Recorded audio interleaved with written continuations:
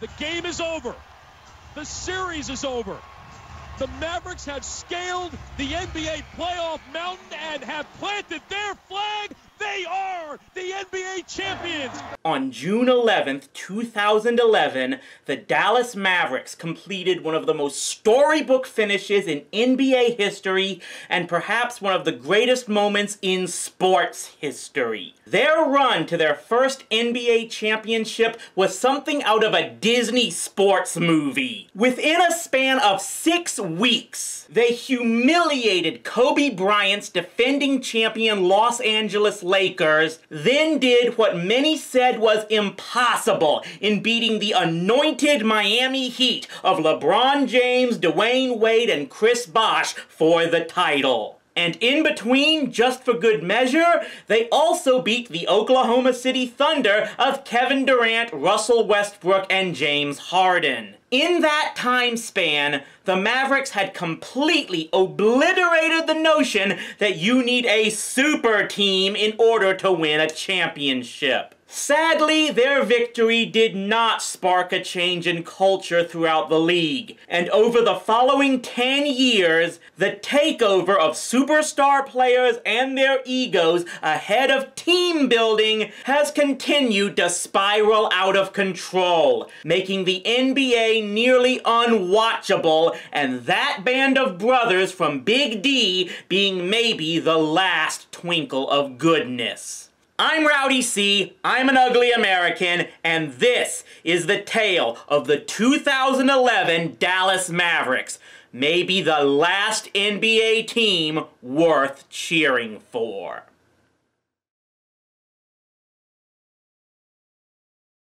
I want to begin by making it clear that I do not naively think that teams winning by simply being overloaded with superstar talent is anything really new, especially in the National Basketball Association. The NBA has been a superstar-driven league for the past 4 decades. The 1980s were dominated by the Los Angeles Lakers with Magic Johnson, Kareem Abdul-Jabbar, and James Worthy, and the Boston Celtics with Larry Bird, Kevin McHale, and Robert Parrish. The 1990s were ruled by the Chicago Bulls with Michael Jordan and Scottie Pippen. However, it should be noted that those teams were built in a way different from how many clubs try to do it today. Almost all those mentioned players were draft day acquisitions as rookies, and many of them went on to play most of, if not all of, their careers with those teams. As the game moved on to the 21st century, there was still at least one team that did it this way for the most part. The San Antonio Spurs won 5 titles between 1999 and 2014 with the likes of players they acquired at a very young age: David Robinson, Tim Duncan, Manu Ginobili, and Tony Parker. But by the time the Spurs run started, the seeds were already in place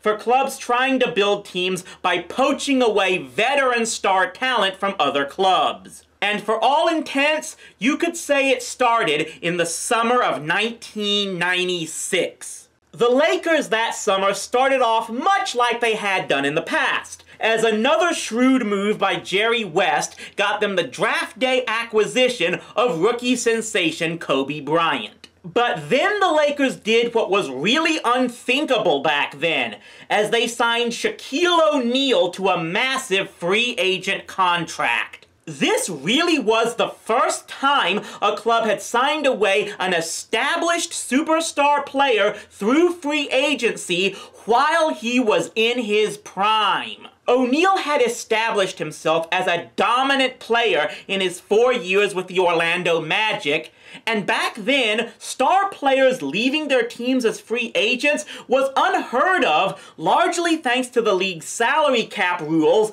that said teams can go over the cap to re-sign their own free agents no matter the cost. It should be noted that the superstar tandem of O'Neal and Bryant did not reap immediate rewards, as they did not win a championship until 2000, but then proceeded to win 3 in a row.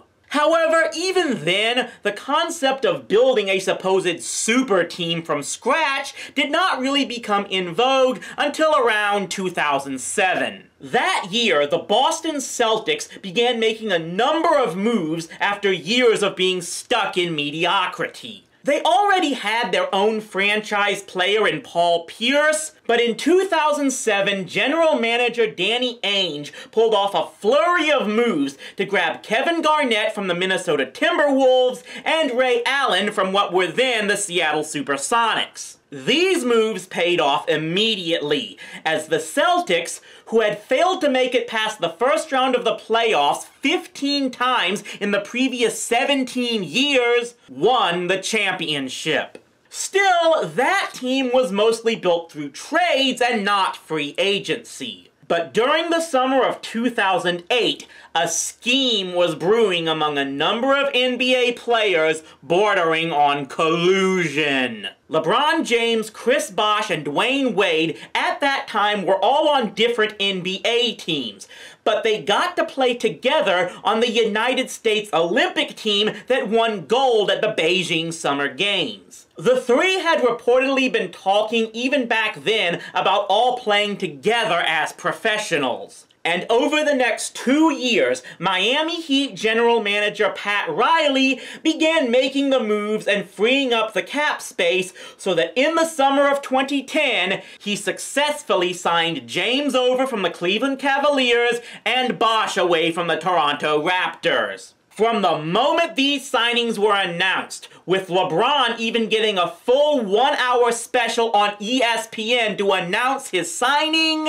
this became a club loaded with talent and arrogance. Before they had even played one NBA game together, these three began bragging about how many titles they were going to win together. It was a wet dream for sports networks like ESPN, who had helped push the narrative of individuals over teams. These were going to be the players and the team that would lead the NBA into the next generation of dominance. But there was one other team that refused to get the memo.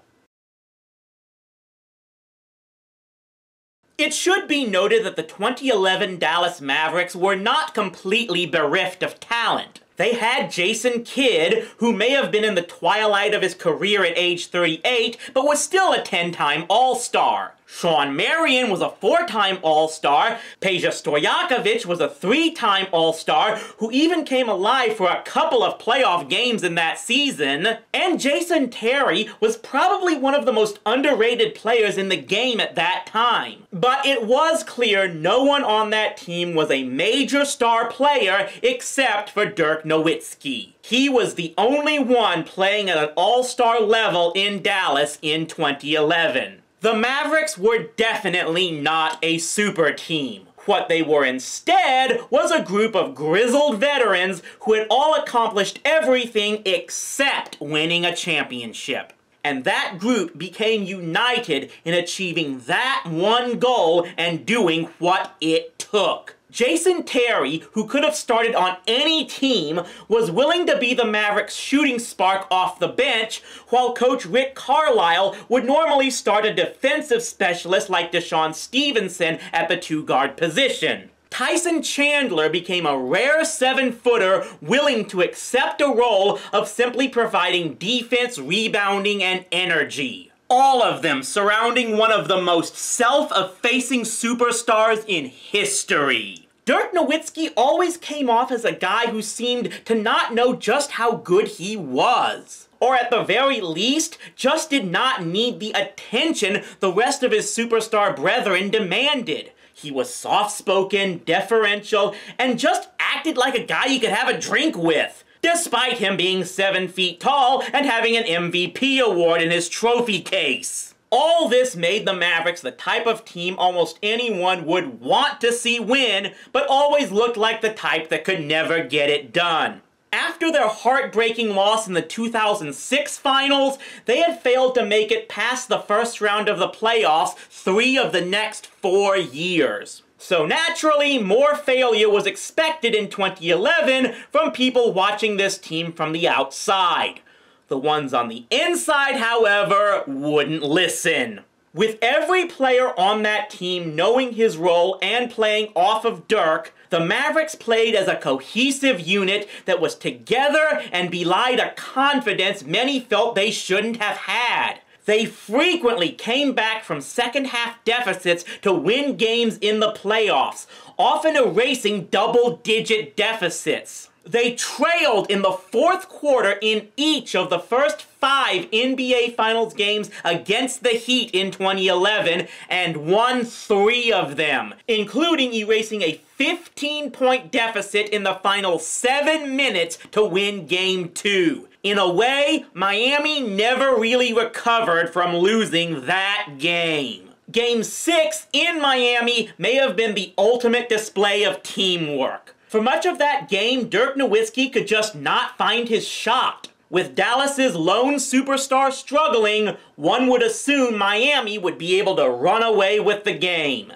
This did not happen. Jason Terry went for 27 points on 11 of 16 shooting. The Mavericks bench outscored Miami's bench 43-20. Brian Cardinal, normally the last guy off the bench, hit a three-pointer in this game. And the guy who hit the bucket at the end of the third quarter to put Dallas up by 9 was none other than Ian Mahinmi. With everyone else having gotten them to that point, Dirk was finally able to settle down and basically tell his teammates, "I got it from here." His 11 points in the fourth quarter helped put the game away, and the Mavericks slew the monster. They had won the title no one expected them to win, and maybe no one in the NBA offices or on ESPN wanted them to win. They were the ultimate underdogs, and this year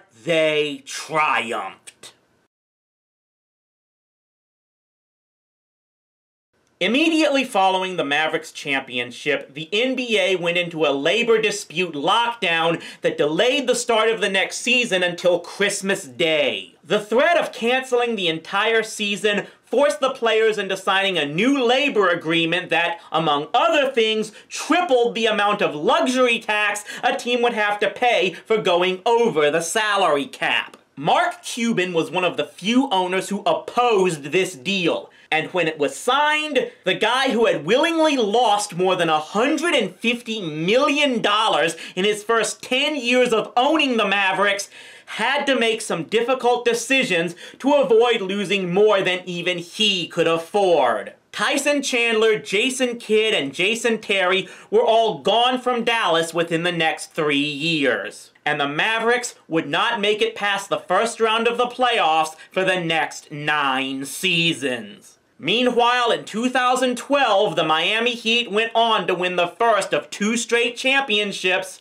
and despite their losses to the Mavs in 2011 and then San Antonio in 2014, the trio of LeBron, Dwayne, and Bosh playing in 4 straight NBA Finals seemed to confirm in everyone else's mind that stockpiling superstars was the way to go. LeBron would return to Cleveland after the 2014 season to join Kyrie Irving, and with Golden State having built a team led by Stephen Curry, Harrison Barnes, Klay Thompson, and eventually Kevin Durant, the NBA reached what some consider the dark age of imbalance, as the Cleveland Cavaliers and Golden State Warriors faced off in the finals for 4 straight years. Yes, teams regularly facing one another in the finals repeatedly had happened before, especially in the 80s, but this time it just didn't feel the same. It felt artificial. It should be noted that both Mark Cuban and his predecessor as Mavericks owner, the late Donald Carter, opposed salary caps and restrictions on player pay, saying it leads to competitive imbalance rather than preventing it. And if anything, the last 40 years have shown they've been right. In the 1970s, 8 different teams won the NBA championship in 10 years. Since 1980, only 12 different teams have lifted the trophy in the last 41 years. It's not that hard to see that the NBA toughening its restrictions on player salaries, now to the point where there is a fixed maximum amount any player can make based solely on experience, is only encouraging players more to leave their original clubs and try to join super teams. Money and championships are the two things a pro athlete plays for. So if the league is preventing you from maximizing the former through a free market, why wouldn't you take the best option toward getting the latter? The problem is that while many players may want to win championships, it seems too often that quite a few individual star players don't know what it really takes to win in a team game. Everyone wants to be Michael Jordan, to not only win championships, but also be known as the guy who single-handedly carried that team to the title. Because of all this, almost every team nowadays has a game plan of simply grouping up 2 or 3 supposed superstars with little regard for who else is on their roster or building any type of team chemistry. And too often the egos of those superstars clash and the whole thing falls apart. Remember that 2011 Oklahoma City team? That trinity of superstars has now completely departed the Thunder, and of the 3, only Kevin Durant has a ring as of this video's posting. And he joined a Warriors team that had already won a title without him. Russell Westbrook and James Harden are both now on their 3rd teams with no rings to show for it. In fact, those two reuniting in Houston in 2020 was one of the biggest debacles in recent memory. They simply could not get along on the court, and by the end of the 2020 calendar year, the Rockets let go of both of them and are now having to start all over again. What makes it even sadder is that there have been other attempts to prove super teams aren't necessary. The San Antonio Spurs that won 5 titles in 16 years may not have even been a real super team as we know it. Manu Ginobili only played in 2 All-Star games and they were 6 years apart. Tony Parker was a 6-time All-Star, so I'll give him that. But even still, once David Robinson retired in 2003, the Spurs were hands down Tim Duncan's team, and everyone else deferred to and played around him. And that group went on to win 3 more titles. That might be even more impressive than the Mavericks, as for over a decade and a half, they ran with teams supposedly with more talent than them and found ways to disrupt the status quo. But even a supposed well-run organization like the Spurs fell victim to player ego, as by 2018, the guy they were trying to reload around no longer wanted to be a part of San Antonio, and ironically led to our other example. The 2019 Toronto Raptors were very similar to the 2011 Mavericks. They had some decent talent with Marc Gasol, Danny Green, and Serge Ibaka, but the only true superstar there was Kawhi Leonard, who the Raptors had acquired in a trade from San Antonio. Like the Mavericks, they beat a super team in the finals, as they took down the Kevin Durant and Stephen Curry-led Warriors. That might have been an even greater accomplishment, as while LeBron and company had yet to prove themselves in 2011, the Warriors had won the title 3 times in the last 4 years, and were in their 5th straight NBA Finals in 2019. The Raptors were also much like the Mavericks in managing to win a title while playing in a city where another sport would always greatly overshadow them. However, unlike Dirk in Dallas, it was clear Kawhi had no plans to stay long-term in Toronto. He got his championship to show up his former team, and then he immediately looked for the bright lights of a major market, signing with the Los Angeles Clippers, where sure enough, he joined another super team with the likes of Paul George and DeMarcus Cousins. Even the Mavericks, since 2011, have fallen into this trap at times. For 2012, Cuban tried to restock the team by acquiring the extremely temperamental Lamar Odom from the Lakers. Odom's first game with the Mavericks turned out exactly like his final game with the Lakers. He was ejected. Odom was an unmitigated disaster in Dallas, as he averaged less than 7 points in less than 21 minutes per game, missed 12 out of 62 games mostly to personal issues, and didn't see a minute of action in the playoffs. The rest of the team overwhelmingly voted to not give him any of the playoff money shared to the players. In 2015, the Mavericks made a huge trade with Boston to acquire Rajon Rondo. It looked like the perfect move, getting an all-star caliber guard to play alongside Dirk. Like with Odom, it was an absolute disaster. Rondo frequently clashed with Coach Rick Carlisle and was briefly suspended during the season, and in the playoffs, he flat quit, causing turnovers almost on purpose a couple of times, and was finally benched for the last 2 games. As with Odom, the other players voted to not give him a share of the playoff money. At the moment, the 2021 Mavericks look very similar to their counterparts from 10 years ago. Luka Doncic is very clearly the top player on this team, playing around the likes of Kristaps Porzingis, Tim Hardaway Jr., and Maxi Kleber. Nonetheless, voices among the media, and especially the fans, have already started up yelling that Cuban and Donnie Nelson have to do what it takes to get another superstar in Dallas to help Luka. Even though there is very little proof that bringing in another huge ego, even if possible, would actually make the Mavericks play better as a team capable of winning a title. As I wrap up this video, I do wonder if this is just the ramblings of an old man who is in the minority of just wanting to watch teams comprised of likable, hard-working players. The NBA has sold the back of the jersey over the front, pushing individuals over teams for nearly 40 years now, and whether I like it or not, it has pretty much worked. Their television ratings and media attention have greatly exceeded that of baseball and hockey,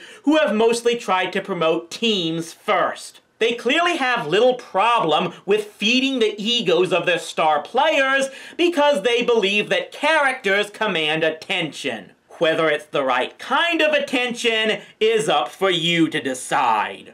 So yeah, maybe I'm just an old guy that the game has simply passed by, and catering to people like me isn't the way to go. Still, if there was only one team I follow that I'll ever get to see win a championship, I'm glad it was that one. The 2011 Dallas Mavericks. Maybe the last team in the NBA worth cheering for.